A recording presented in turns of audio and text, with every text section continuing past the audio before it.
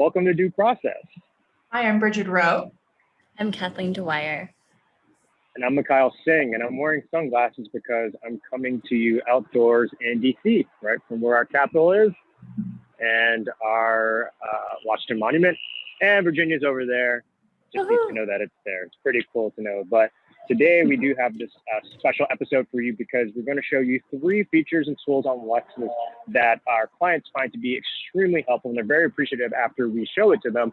And the interesting thing about it is that it's definitely something that we feel that's pretty simple to get to, easy to use, and will save you a ton of time. Kathleen, you said there was one in particular that your clients tend to like it when you show it to them? Oh yeah, I tell everyone about our 50 state surveys, especially for our newer associates, but really anyone who's looking to get that overview. You just hop onto Lexis and type in 50 state surveys. As you start typing, you'll see a drop down so you can get to, the Lexis 50 state surveys.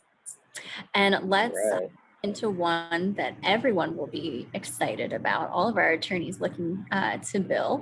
So type in compensatory damages, and we can search through all of the surveys this way. This is a nice way for Lexis to do the work for you. So let's click into that first one, civil procedure, civil relief, compensatory damages and costs.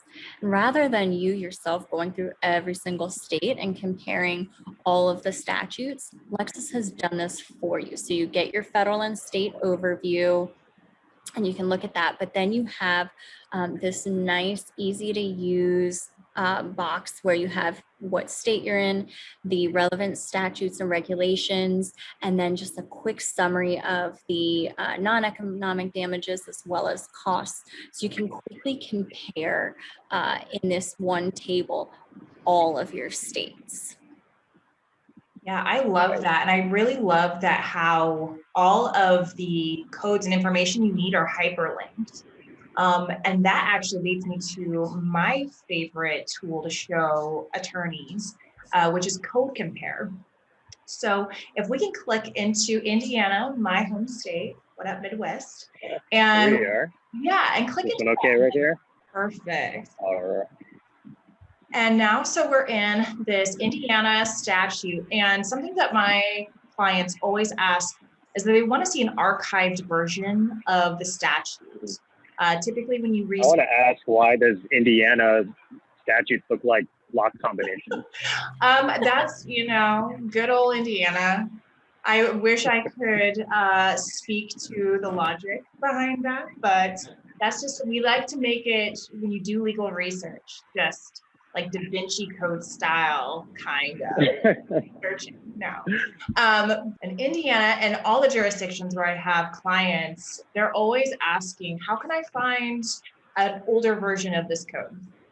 It seems it should be really easy to get to, and Lexis has made this easier with Code Compare.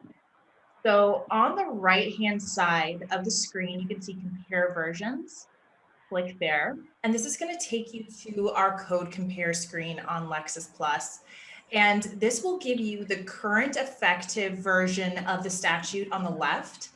And then at the top, you can choose an archived version of the same statute to compare. So you'll just click where Archive 2020 is.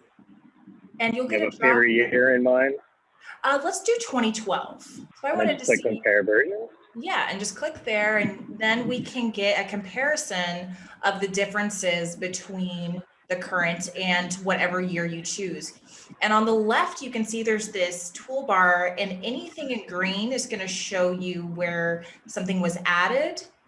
And then in red, any kind of red line or any kind of content that was taken out of the statute.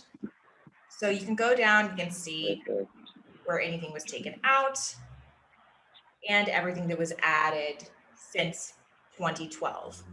Yeah, I definitely would have appreciated this when I was practicing. I recall just, because depending on when the cause of action happened and, laws changing from year to year, and it could just be something so small like this, like a few words that have changed or a few words that are added that could just completely change your approach, your litigation strategy, and as well how you apply the facts.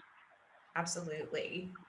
And this is available for every jurisdiction, not just good old Da Vinci Code style Indiana.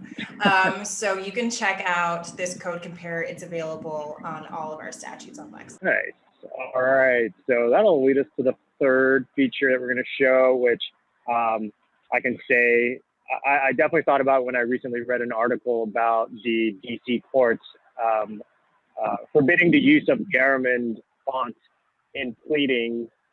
And so with that, our feature or content I want to show you is the local court rules that you can have. So I can just start typing DC court, and you can see it actually come up. And generally, if you search any kind of jurisdiction and court, you'll see that there's court rules that'll pop up. So similar to like when we looked at the 50 state surveys with Kathleen, I just went ahead and clicked onto it and either dived through specific court rules, or again, I can do a search up at the top. So for this applicable rule, it's the, you call it rule 32. Just hit a search on that. And you might get a little bit more results just based on the fact that rule 32 can go across different different subtopics of rules. But luckily, the one that we want to look at is pretty close up here. So your forms, briefs, dependencies, and otherwise. And like I mentioned before, I think that this is, just will save you time so that you don't have to go out to a different website and look for it. And you can easily see some of those keywords that you're looking for with our search term maps that we pointed out before, as well as using some of the other additional enhanced features that Lexis provides, as opposed to just looking at the rule on a court website. So I'm getting pretty hot out here and I'm getting kind of blind. So I think we can start to wrap up this episode, if you don't mind. So we definitely hope that everybody will get use of this. Again, we had those 50 state surveys. We had the code compare, and we had the local court rules. Again, save you a lot of time. It's very easy to get to, as we showed you.